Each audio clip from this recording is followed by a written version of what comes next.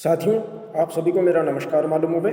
मैं डॉक्टर प्रमोद कुमार शर्मा, सहचार्य हिंदी, राजकीय महाविद्यालय टोंक। आज का मेरा ये एपिसोड, मेरा ये उद्बोधन महर्षि दयानंद सरस्वती विश्वविद्यालय अजमेर राजस्थान से संबद्ध BA भाग द्वितीय के जो विद्यार्थी हैं उनसे संबंधित है। इसका विषय हिंदी साहित्य का जो प्रथम प्रश्न पत्र है उससे संबंधित मेरा ये उद्बोधन है। देखिए, BA भाग द्वितीय के प्रथम प्रश्न पत्र में रीतिकाल से संबंधित जो रचनाकार हैं, रीतिकाल से संबंधित जो कवि हैं, उनकी रचनाएं हैं, उनका संग्रहण किया हुआ है। आज मैं इस एपिसोड में आपको केशव के बारे में संक्षेप में जानकारी देना चाहूँगा कि देखिए, केशव रीतिकाल के प्रसिद्ध रचनाकारों के अंतर्गत माने जाते हैं। केशव को हम रीतिकाल के प्रवर्तक कवि के रूप में भी मानते हैं। हालांकि कुछ विद्वान चिंतामणि त्रिपाठी आदि को भी मानते हैं, परंतु ज़्यादातर विद्वानों का जो मत है वो केशव के संदर्भ में ज़्यादा प्रभावी है। केशव देखिए, भक्तिकाल और रीतिकाल की दहलीज पर थे। वास्तव में उनका जो उद्भव था, उनका जो विकास था वो भक्तिकाल में हो गया था, किंतु उनकी जो रचनाएं, उनकी जो प्रवृत्तियां हैं, वो रचनाएं और प्रवृत्तियां वो हमारे को रीतिकाल के प्रवर्तक के रूप में सिद्ध करती हैं। देखिए, केशव राजा राम सिंह के दरबार में रहा करते थे। ओरछा नरेश महाराजा राम सिंह के दरबार में वो रहा करते थे और वहीं पर उन्होंने अपने काव्य की रचनाएं करना प्रारंभ किया था। केशव की सबसे महत्वपूर्ण विशेषता यह है कि जब रीतिकाल के पहले जो भक्तिकाल था, उस भक्तिकाल के संदर्भ में केवल सामान्य काव्य रचना भक्ति से संबंधित जो की जा रही थी, उसको केशव ने एक प्रकार से परिवर्तित किया। यद्यपि रामचंद्रिका उनकी सबसे महत्वपूर्ण और चर्चित कृति है।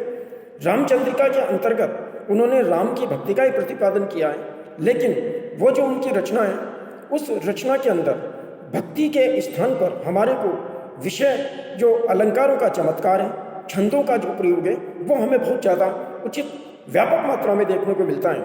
यानी केशव को हम अलंकारवादी कवि के रूप में जानते हैं। केशव ने विभिन्न प्रकार के नए नए अलंकारों का प्रयोग अपनी रचनाओं में किया।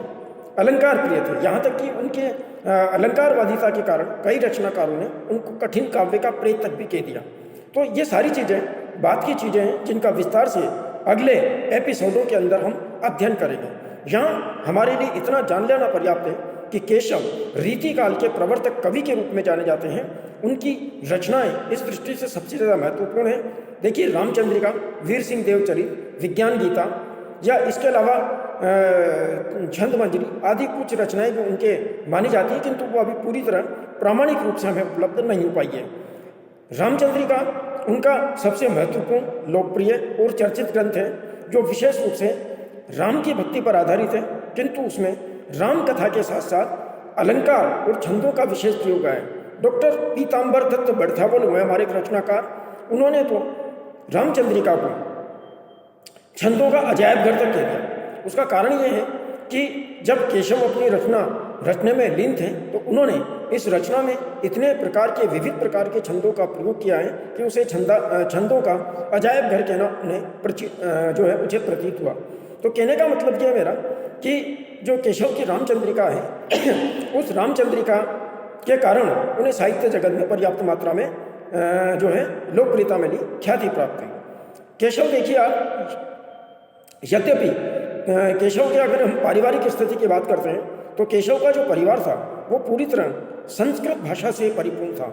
यहाँ तक कि ऐसा माना जाता है कि उनके परिवार के जो नौकर चाकर थे, उनके परिवार में जो पालने वाले, जो पले हुए शुक शालिका, तोता मैना आदि थे, वे भी संस्कृत में संभाषण किया करते थे। ऐसे महान विद्वान परिवार में जन्म लेकर के केशव ने सामान्य भाषा में, जिसे भाखा कहा गया, हिंदी भाषा में जब उन्होंने रचना की, तो कई लोगों ने प्रारंभ में उनका मजाक भी उड़ाया, किंतु केशव ने इन सब की कोई परवाह नहीं की। उन्होंने अपनी प्रतिभा को सामान्य भाषा के बल पर इतने चमत्कार रूप से व्यक्त किया कि वे रीतिकाल के प्रवर्तक आचार्य के रूप में पूरी तरह स्थापित हो चुके। वास्तव में केशव के इस योगदान को हम किसी भी स्थिति में भुला नहीं सकते। साहित्य की दृष्टि से उनकी जो रचनाएं हैं वो पूरी तरह अनमोल धरोहर है। अब केशव ने अपना रीतिकाल के संदर्भ में क्या क्या योगदान किस किस प्रकार से दिया, ये सारी चीज़ें बहुत ज़्यादा महत्व हमारे लिए रखती है। उनका जो साहित्य है वो पूरी तरह हमारे लिए अमूल्य धरोहर के रूप में जो है माना जाएगा। धन्यवाद।